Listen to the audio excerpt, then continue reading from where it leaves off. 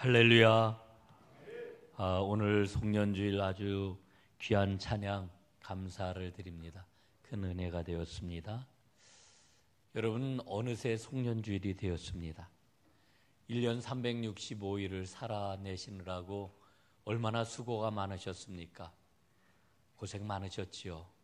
하나님께서 여러분 한 분 한 분을 향하여서 애 많이 썼다, 수고가 많았다, 내가 그 땀 흘림을 다 안다, 그 아픔을 다 안다, 이렇게 말씀해 주시고 새 은혜와 복을 부어주시기를 간절히 바랍니다.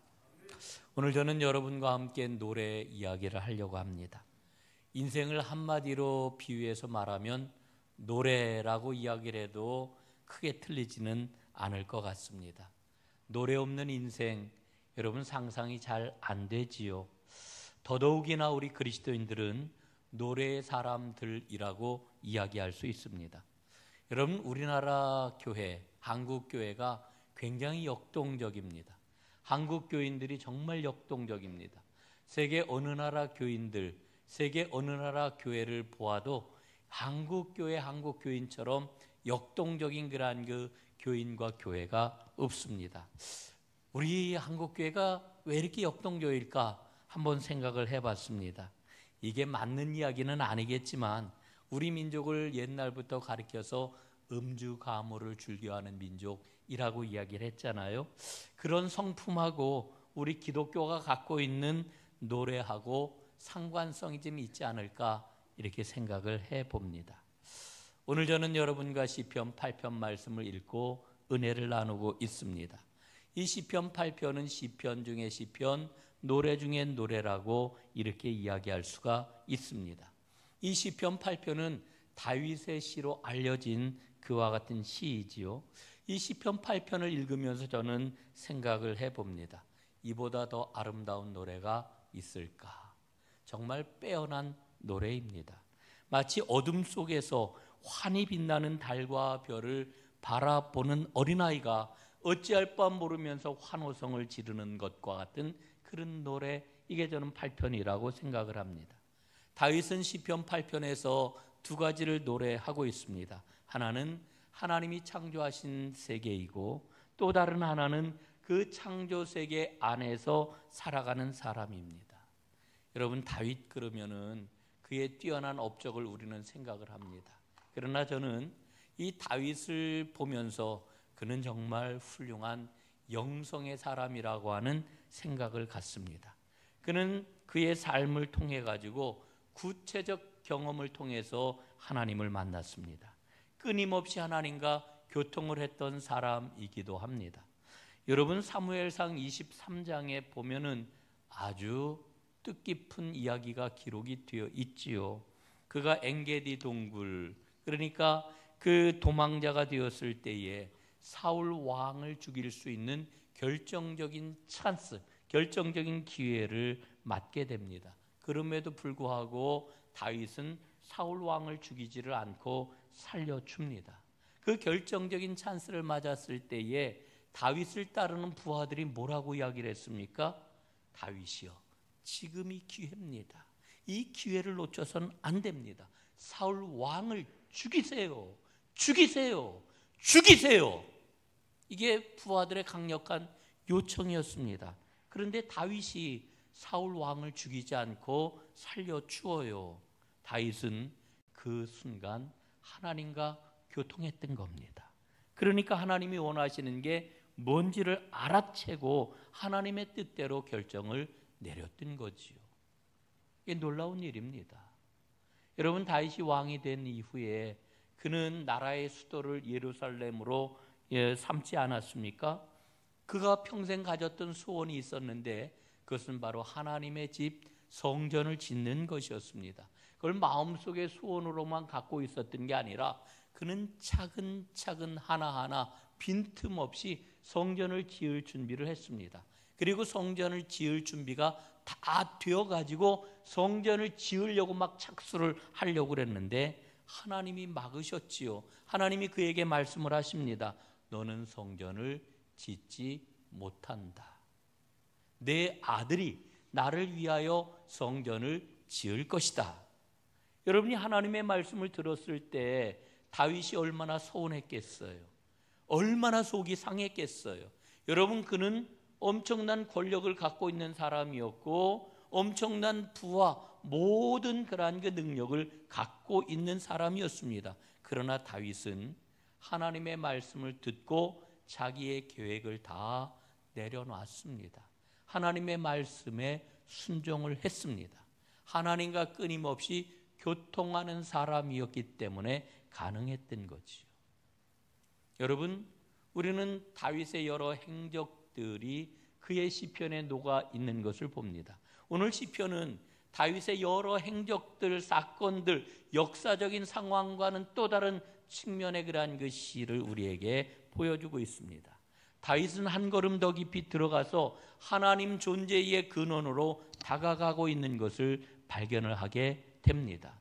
여러분, 오늘 다윗은 하나님이 누구이신지 존재의 근원을 아름답게 노래하고 있지요. 하나님은 온 세상을 창조하신 분이십니다.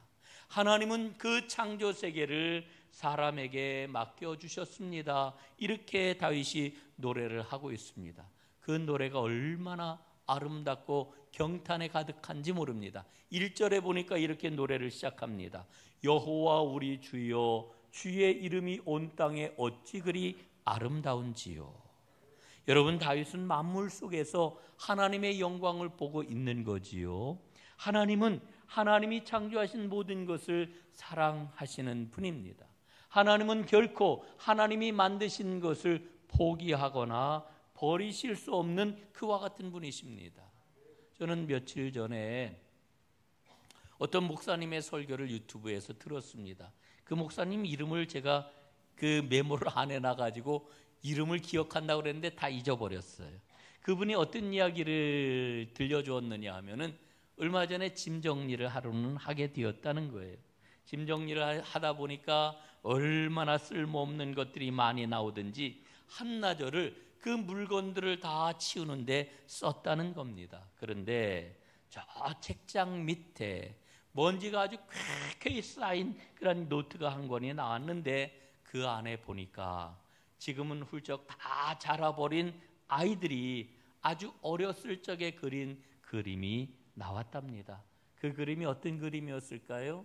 엄마를 그린 그림, 아빠를 그린 그림이었습니다.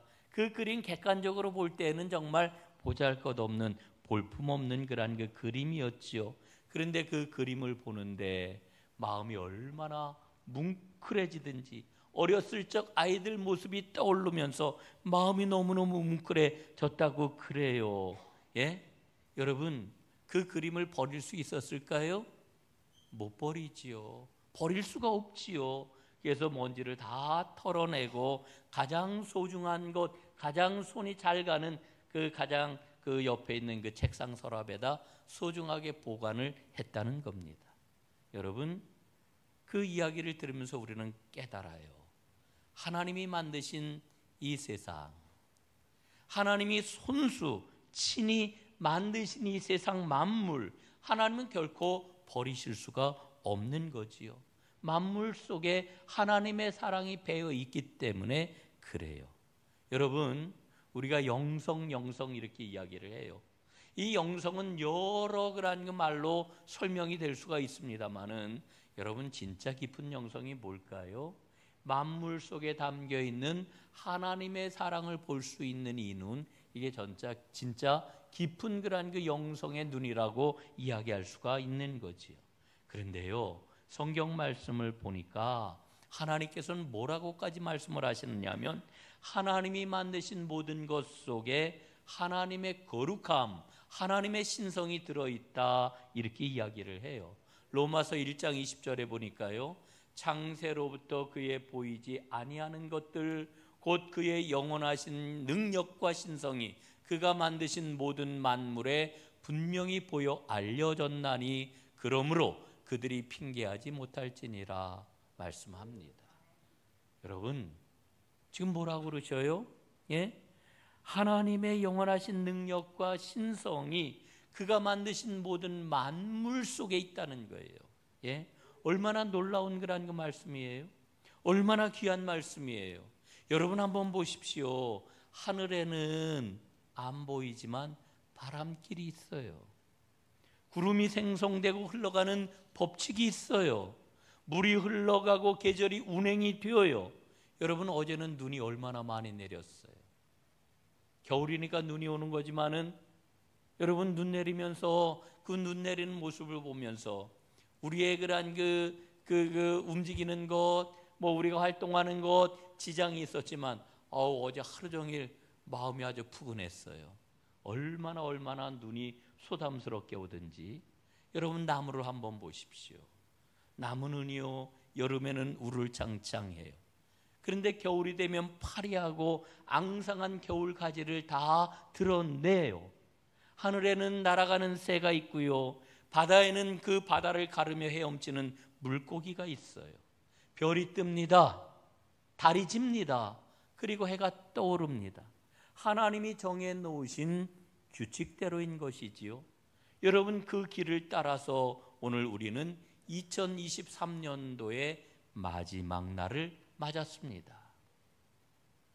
여러분, 시편 8편을 읽으면서 저는 한 단어를 주목하게 됩니다. 그 단어가 뭘까요? 보라. 3절에 나오는 보라라고 하는 단어입니다. 여러분, 여기에서 본다라고 하는 것은 능동적인 행위를 말하는 게 아닙니다. 하나님이 행하신 것에 대한 응답을 말하는 겁니다. 수동적인 반응이라고 하는 이야기지요. 행위의 주체는 하나님이시고 인간은 보라고 초대받은 존재입니다. 여러분, 천하 만물, 기기묘묘한 자연 만물을 보라, 하나님 말씀을 하시지만 사실은 뭘 보라고 하는 걸까요? 누구를 보라고 하는 걸까요? 하나님을 보라고 이야기하는 겁니다. 하나님을 보라. 여러분, 우리 인간이 하나님을 보게 될 때에 스스로 내가 누구인지를 깨달아 알 수가 있는 겁니다. 거꾸로 하나님을 보지 못하면은 내가 누구인지 볼 수가 없는 거지요. 보아야 합니다.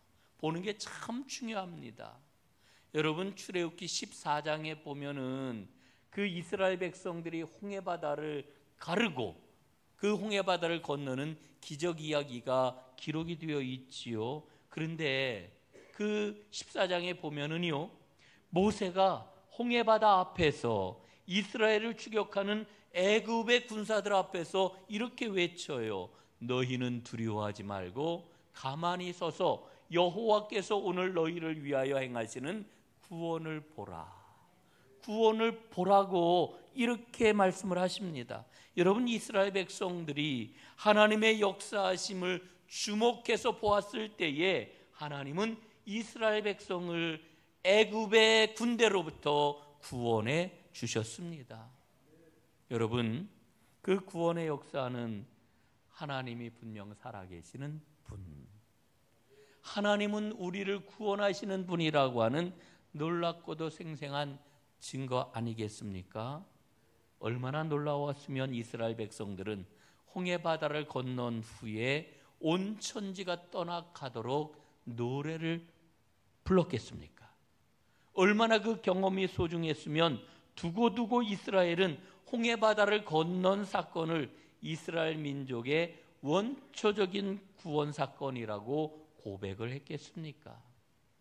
여러분, 우리는 하나님의 그 능력 앞에서 우리가 얼마나 보잘것없는 존재인지를 깨닫게 되지요.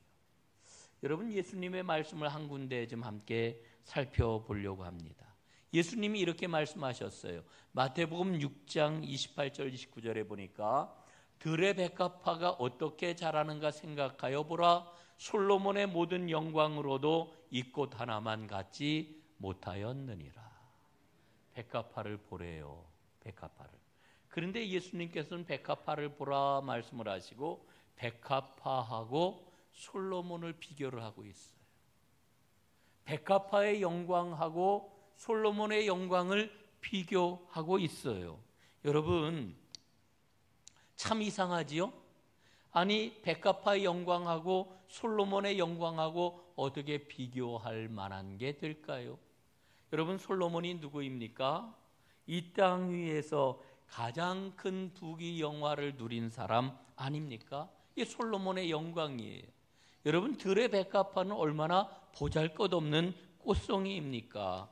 그런데 예수님께서는 말씀을 하시기를 이 솔로몬의 엄청나 보이는 영광하고도 이 백합화의 영광을 비교할 수가 없다, 이렇게 말씀하시는 거예요.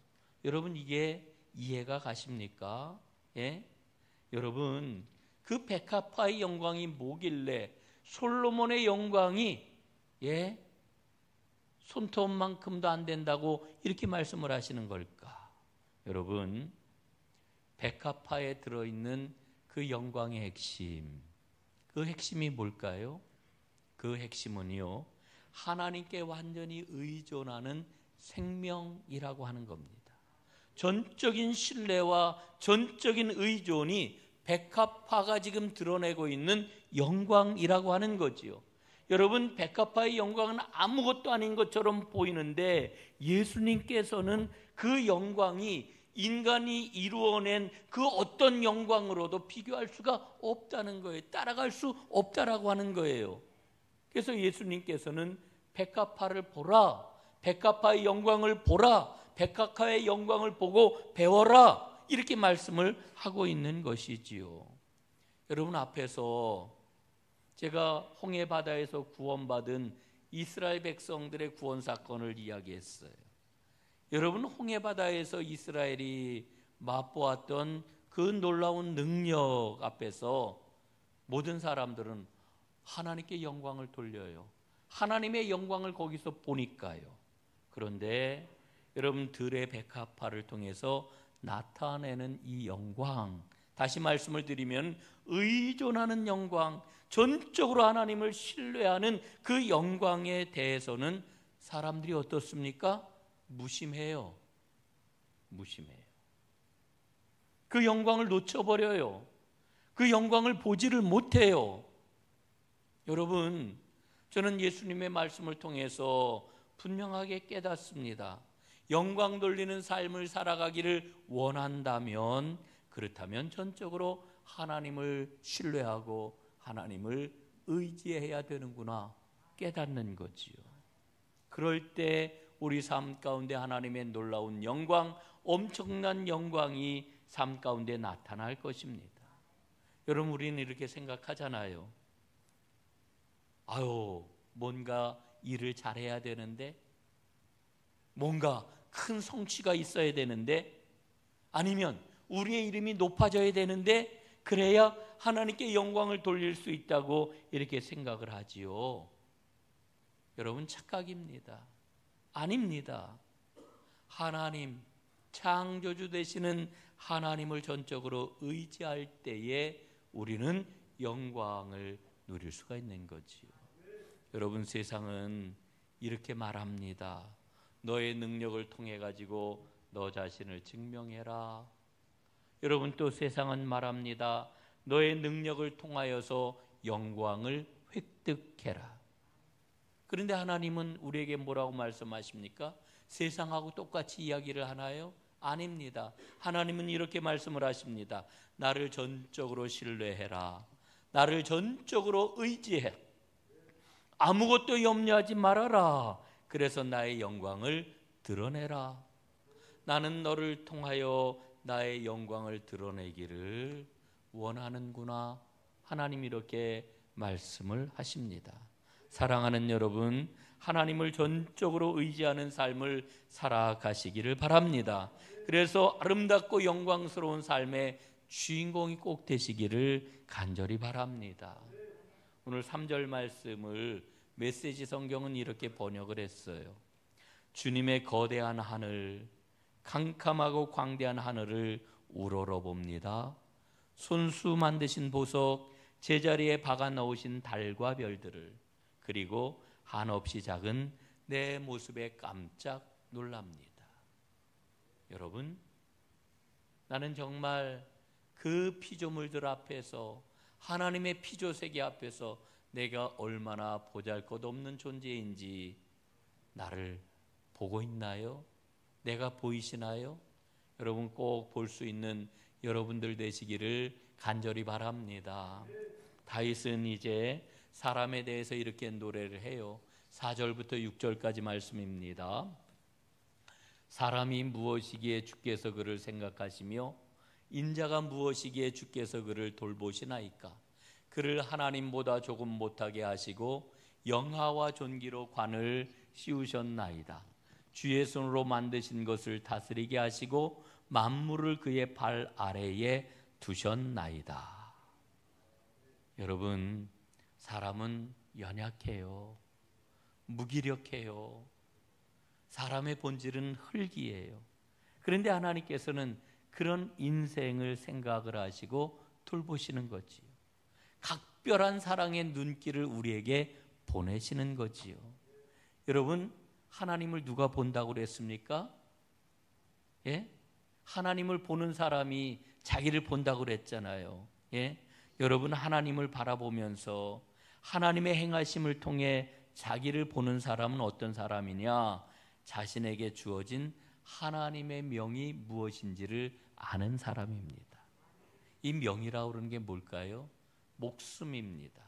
아유, 그 사람 명이 기네. 명줄이 짧아. 예? 이럴 때 명입니다. 목숨이에요, 목숨. 동시에 이 목숨을 지닌 동안 감당해야 하는 사명을 말하는 것이기도 합니다. 여러분, 어떻게 명을 받으셨나요? 예?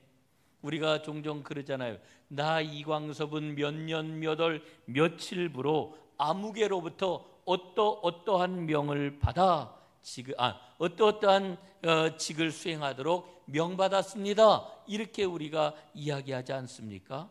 여러분, 우리는 하나님께 명을 받은 사람입니다. 우리의 목숨은 하나님께 받은 것입니다. 그 목숨을 가지고 살아가는 동안 무엇을 행해야 되는지도 우리는 받았습니다. 이게 하나님께 명받은 거지요. 그 몇 주 동안 제가 주변에서 가까이 지내던 분들이 두 분 그냥 일찍 세상을 떠나고 말았습니다. 뭐 나이도 동갑이기도 하고 또 한 분은 저보다 나이가 훨씬 어리기도 하고 마음이 많이 착잡하고 무겁기도 하고 한편으로는 슬프기도 하고 그랬어요. 그러면서 제 마음속에 야, 정말 언제 하나님께 부름받을지 모르는 게 그게 내 인생이구나 하는 그런 그 생각을 다시 한번 하게 되었지요. 여러분, 우리는 하나님께 명을 받아 살아가는 존재입니다. 어떻게 행복하게 살 수가 있을까? 어떻게 제대로 살 수 있을까? 예? 하나님의 뜻을 구해야 되지요. 하나님의 뜻이 무엇인지 분별해야 되는 거지요. 여러분, 오늘 성경 말씀을 보면은 이 시편 8편은 하나님의 명을 따라 살아가는 사람을 통해 하나님의 창조는 계속되고 있다. 놀라운 진리를 우리에게 일러주고 있습니다. 하나님은 이 아름다운 세계를 만드시고 우리 인간에게 이 세계를 돌보는 임무를 주셨습니다. 이게 바로 사람됨의 본분이지요. 그런데 우리 사람은 어떻습니까? 하나님의 명을 잊어버리고 혹은 어기고 내 마음대로 내 뜻대로 살기를 너무나 좋아해요. 하나님 자리에 앉는 겁니다. 여러분, 하나님 자리에 앉는 그 삶은 너무나 불행한 삶이에요. 저주의 삶이라고도 이야기할 수 있어요. 여러분, 우리의 삶이 참 힘들잖아요. 어렵다 우리가 이렇게 이야기를 하잖아요. 여러분, 왜 그렇습니까? 창세기 말씀을 보게 되면은 에덴 동산에서 아담이 범죄한 후에 하나님께서 이렇게 말씀을 하셔요. 범죄한 아담과 온 세상을 향하여 하나님이 뭐라고 그러십니까? 땅은 가시덤불과 엉겅퀴를 낼 것이다 말씀을 하셔요. 예? 내 인생은 나의 것이다. 그러니까 내 맘대로 해도 된다. 여러분 생각을 하시나요? 여러분, 그렇다면 우리 인생에서 가시덤불과 엉겅퀴가 그치지 않을 것입니다. 여러분, 잊지 마시옵시오. 예? 하나님은 우리를 만드실 때 하나님을 닮은 존재로 우리를 만들어 주셨어요. 요즘 저는 타락하기 이전에 아담의 모습 속에 우리 삶의 길이 있다라고 하는 것을 다시 한번 깨달았어요. 여러분, 에덴 동산에서 아담이 자기에게 다가온 생명들에게 이름을 지어주는 것을 우리가 보지 않았습니까? 이름을 지어줌으로 이 아담은 그들과 친밀한 관계를 맺었던 거지요. 이게 하나님의 뜻을 행한 겁니다. 이게 에덴의 행복이고 에덴의 평화인 것이지요. 여러분, 우리의 삶도 그래야 됩니다. 온갖 생명들과 우리는 친밀한 관계를 맺어야 되고 하나님께서 만드신 이 피조세계와 우리는 친밀한 관계를 맺어야만 합니다. 여러분, 그래서 저는 여러분들과 함께 그 꿈을 꾸어볼 수 있기를 간절히 바랍니다. 하나님이 만드신 이 창조세계와 친해졌으면 좋겠다. 예? 이 소망을 갖는 거지요. 그리고 기도하는 거지요. 하나님이 만드신 이 피조세계, 창조세계와 어떻게 하면 친해질 수 있을까요? 그 방안을 알려주십시오. 찾아보는 것, 이게 바로 우리의 기도입니다. 그게 바로 하나님의 선하신 뜻, 하나님의 명을 받드는 겁니다. 이제 말씀을 마무리하겠습니다. 사랑하는 전농가족 여러분, 하나님을 전적으로 신뢰하고 의지하시기를 바랍니다. 그러면 우리는 하나님 안에서 살아갈 수 있습니다. 하나님과 연결될 수 있습니다. 그럴 때 우리의 삶은 의미가 있고 우리의 인생은 복된 인생이 될 수가 있습니다. 다윗은 오늘 우리가 부를 노래가 어떤 노래인지를 분명히 알려주고 있습니다. 5절, 6절, 9절을 한번 제가 다시 한번 불러보겠습니다. 주님은 에덴의 새벽빛으로 빛나는 우리에게 손수 지으신 세상을 맡기시고 창조의 임무를 되새기게 해주셨습니다. 하나님, 찬란히 빛나는 주님, 주님의 이름이 온 세상에 메아리 칩니다. 이 노래가 오늘 여러분의 노래, 우리 공동체의 노래가 꼭 될 수 있기를 간절히 축원합니다. 기도하겠습니다. 하나님 아버지, 고맙습니다.